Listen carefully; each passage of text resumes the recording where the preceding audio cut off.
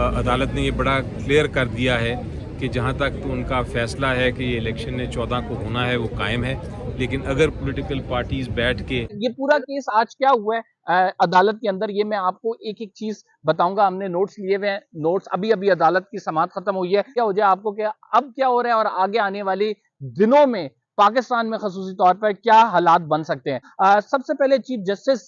जो है आज उन्होंने जब समाअत का आगाज किया तो अटॉर्नी जनरल ऑफ पाकिस्तान जो है वो सबसे पहले रोस्टम पे आए। उन्होंने कहा कि चेयरमैन सेनेट की जानिब से कमेटी बना दी गई है, हुकूमत मुज़ाकरात के लिए तैयार है, तहरीके इंसाफ के लोगों से मुज़ाकरात होंगे। और फिर उन्होंने ये भी कहा कि हम ये चाहते हैं कि इस मुज़ाकरात के अमल में जो है तहरीके इंसाफ के साथ जो होंगे उसका पार्लियामेंट का फोरम यूज किया जाए। चीफ जस्टिस ने जो सबसे पहला एतराज किया वो चेयरमैन सेनेट पर किया कि चेयरमैन सेनेट ने किस हैसियत से ये जो है कमेटियां बनाई हैं। बिकॉज उनका ये कहना था कि चेयरमैन सेनेट ना आपके नुमाइंदे, ना चेयरमैन सेनेट अपोजिशन के नुमाइंदे, तो चेयरमैन सेनेट किसके नुमाइंदे हैं? ये किस हैसियत से ये कर रहे हैं चेयरमैन सेनेट? बेसिकली ये directly chief justice of Pakistan का अटैक था। बहुत सारे लोग जानते हैं कि चेयरमैन सेनेट को पिछली स्टैब्लिशमेंट में एक मरकजी किरदार की हैसियत हासिल थी। सारे काम चेयरमैन सेनेट के थ्रू होते थे और जो पुरानी स्टैब्लिशमेंट थी जनरल बाजवा और जनरल फैज की, उसमें चेयरमैन सेनेट का बड़ा क्लीदी किरदार था और उनको बनाया इस वजह से गया था कि उनसे काम लिए जा सके। तो चीफ जस्टिस ने चेयरमैन सेनेट की हैसियत और चेयरमैन सेनेट के ऊपर जो एतराज उठा के कि किस हैसियत से ये तमाम चीजें कर रहे हैं, एक बेसिकली अपनी ऑडियो लीक जो उनकी हुई थी जिसमें उनकी सास साहिबा की जो है ऑडियो सामने आई थी, उसका एक तरह से बदला लिया है, उससे पॉइंट आउट किया है कि आप किस किस हैसियत में ये तमाम कर रहे हैं, हमने तो आपको ऑर्डर्स नहीं दिए थे। तो इस पर अटॉर्नी जनरल ऑफ पाकिस्तान की जानिब से कहा गया कि देखें चेयरमैन सेनेट खुद इस मुज़ाकरात में नहीं बैठेंगे, चेयरमैन सेनेट का काम है सिर्फ कमेटियां बना देना। अदालत ने कहा कि वो तो कस्टोडियन ऑफ द हाउस है, उन्हें किसने ये ऑथोराइज किया कि वो ये कमेटीज बना दें। खैर अटॉर्नी जनरल ने कहा कि आप कमेटीज बन चुकी हैं, अब मामला आगे बढ़ेगा। शाह महमूद कुरैशी साहब जो कि पीटीआई को रिप्रेजेंट करते हैं, उन्होंने बड़े रिवील की हैं बड़ी ज्यादा चीजें और उन्होंने अदालत को बताया है कि 3 रुकनी कमेटी बनाई गई है। उस 3 रुकनी कमेटी में फवाद चौधरी, अली जफर और साथ जो शाह महमूद कुरैशी साहब हैं, उन्होंने कहा कि पूरी पीटीआई का जो इंतखाबात के हवाले से मैंडेट है, इंचार्ज हैं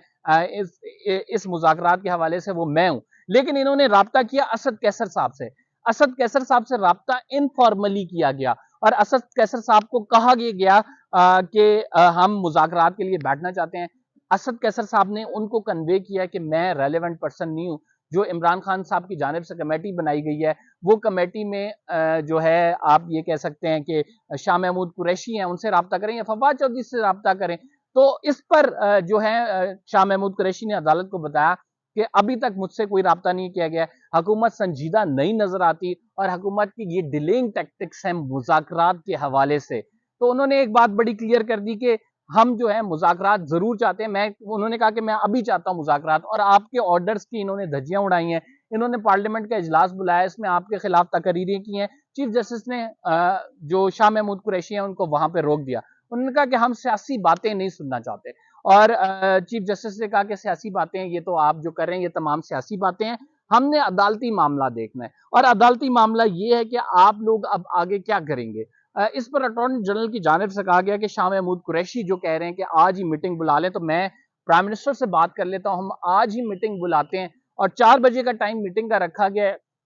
जब ये दोनों पार्टियां मिलेंगी। और इस पर फारूक एशनाइक साहब सामने आए और फारूक एशनाइक साहब ने कहा कि हम मिलकर बैठेंगे तो आगे कुछ बात बनेगी, क्योंकि अदालत को बार बार ये कहा जा रहा था कि ये डिलेइंग टैक्टिक्स हैं, टाइम फ्रेम इसका मुतय्यन करें, लेकिन अदालत ने इसका टाइम फ्रेम मुतय्यन नहीं किया। अदालत ने फैसला क्या दिया? अदालत ने जो बहुत ज्यादा क्यास आराइयां थी कि कॉन्टेम्प्ट नोटिस में चले जाएंगे, बहुत ज्यादा कहा जा रहा था कि शहबाज शरीफ के खिलाफ कार्रवाई हो सकती है, काबीना के खिलाफ कार्रवाई हो सकती है, अदालत उस तरफ नहीं गई। अदालत ने कहा यह है कि आप दोनों फरीकैन मिलकर बैठ जाएं। एक दफा से फिर से मशवरा दिया कि आप मिल बैठकर अपने मामला तय करें, 4 बजे ये मुज़ाकरात हो, इस पे किसी कंसेंसस पे आए। चीफ जस्टिस ने कहा जरूरी नहीं है कंसेंसस हो भी, लेकिन हम ये चाहते हैं कि ये कंसेंसस हो تاکہ ملک میں یہ جو چارج ایٹماسفیئر ہے، جو افرا تفری ہے، جو کہ ایک ہجیانی کیفیت ہے، وہ ختم ہو۔ پھر چیف جسٹس آف پاکستان نے یہ بھی کہا کہ اگر یہ نہیں ہوا،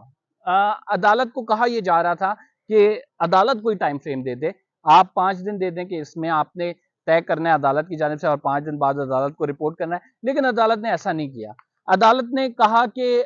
ہم ٹائم فریم نہیں دے رہے، لیکن ہمارے ذہن میں ہمارا اپنا آرڈر موجود ہے کہ 14 مئی کا آرڈر بھی ہے، ہم نے مذاکرات کے لیے آپ کو بیٹھنے کا بھی کہا ہے، آپ نے اس معاملے کا سلوشن نکالنا ہے، اور اگر آپ سلوشن نہیں نکالتے تو ہم کوئی مناسب آرڈر جاری کریں گے۔ This means chief justice will strike back right now. Chief justice نے ایک جو جارحانہ پالیسی اپنانے کے بجائے بڑے افہام و تفہیم سے معاملات کو آگے لے کے جانے کی بات کی، اور چیف جسٹس نے ایک دفعہ پھر کہا کہ آپ لوگ بیٹھ جائیں اور کوئی حل نکالیں۔ بظاہر ایسا لگ رہا ہے کہ چیف جسٹس جیسے ایک بند گلی میں داخل ہو گئے تھے اور انہوں نے اپنے لیے راستہ نکالا ہے، بہت سارے لوگ بھی یہ کہہ رہے ہیں، لیکن چیف جسٹس صاحب اگر 14 مئی تک کچھ نہیں ہوتا تو ضرور نوٹس لیں گے، اور اگر کوئی ڈیٹ نہیں آتی، جو کہ بڑا ہم جانتے ہیں کہ حتمی طور پر کہ یہ معاملات کو ڈیلے کرنے کے لیے ایک ٹیکٹکس ہے کہ آپ جو ہے وہ مذاکرات کھیلیں، لیکن اس کے بعد کوئی ڈیٹ نہ اناؤنس کی جائے یا کنسنسس نہ ہو سکے، تو اگر 14 مئی تک کوئی کنسنسس نہیں ہوتا تو chief justice will strike back. Otherwise اگر آپ دیکھیں تو یہ ایک آرڈر جو ہے، یہ بیسیکلی آرڈر ایک رستہ ہے کہ معاملے کو نکال لیا جائے، بیکاز چیف جسٹس کے لیے بھی اتنا آسان نہیں ہے کہ پوری کابینہ کو اڑا دیں، چیف جسٹس کے لیے اتنا آسان نہیں ہے وزیر اعظم کو توہین عدالت میں بلا کر سزا دیں اور پھر وزیر خزانہ کو سزا دیں، بیکاز یہ فیصلہ جو ہے یہ کابینہ کا ہے، اس کے بعد یہ پارلیمنٹ کا فیصلہ ہے، تو اتنے آسان معاملات نہیں ہیں جتنے دکھائی دے رہے ہیں۔ لیکن چیف جسٹس کی پاورز کو اگر دیکھا جائے، کیونکہ آلریڈی انہوں نے اتنا کنٹروورشل فیصلہ دیا ہے، چیف جسٹس کی پاورز ہیں، وہ کر سکتے ہیں یہ، لیکن خود ریلیکٹنس شو کر رہے ہیں، وہ یہ کر نہیں رہے۔ علی ظفر جو تحریک انصاف کے وکیل ہیں، ان سے ہماری جو بات ہوئی وہ ہم آپ کے سامنے رکھتے ہیں۔ ویلاگ سے قمر زیدی کو اجازت دیجیے، کچھ مزید اپڈیٹس کے ساتھ آئیں گے اور آپ کو پھر بتائیں گے کہ اس پورے کیس میں جو ہے جسٹس منیب اور جسٹس اعجاز الاحسن بالکل خاموش رہے، ایک لفظ نہیں بولا، اور یہ وجہ تھی کہ آج عدالت ہمیں تھوڑی سی بیک فٹ پہ نظر آئی، اس طرح سے جس طرح سے ریمارکس دیے جاتے تھے وہ ریمارکس ہمیں نظر نہیں آئے، اور اس کی بڑی واضح وجوہات پھر کسی ویڈیو میں بتائیں گے انشاءاللہ تعالی۔ قمر زیدی کو اجازت دیجیے، اگلے ویلاگ میں آپ سے ملاقات ہوتی ہے۔ اللہ حافظ۔ سپریم کورٹ کی پروسیڈنگ سر، آپ اس کے حوالے سے کیا کہیں گے؟ آپ اس سے مطمئن ہیں؟ آپ کیا سمجھتے ہیں کہ کورٹ کی طرف سے جو کہا گیا ہے وہ بالکل ٹھیک ہے؟ جی بالکل مطمئن ہوں۔ دیکھیں آج کی سماعت جو تھی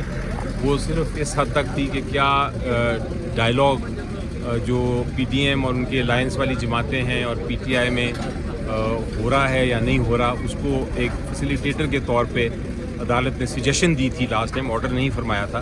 سجیشن دی تھی کہ آپ لوگ آپس میں بیٹھیں، جس میں ساری پولیٹیکل پارٹیز نے کہا تھا کہ ہاں بڑی اچھی بات ہے، ہم بیٹھنا چاہتے ہیں۔ پی ٹی آئی نے 3 رکنی کمیٹی بنا دی تھی اس پہ، لیکن آج جو اٹارنی جنرل صاحب نے بتایا، انہوں نے کہا کہ جو پی ڈی ایم اور ان کی الائنس کی جماعتیں ہیں انہوں نے نہیں بنائی۔ جب عدالت نے اس لیے ان کو ایک طرح سے پھر سجیشن دی کہ آپ جو ہے آپ اپنی کمیٹی بنا کے تو آج بیٹھیں اور اس کو جلد سے جلد کنکلوڈ کریں۔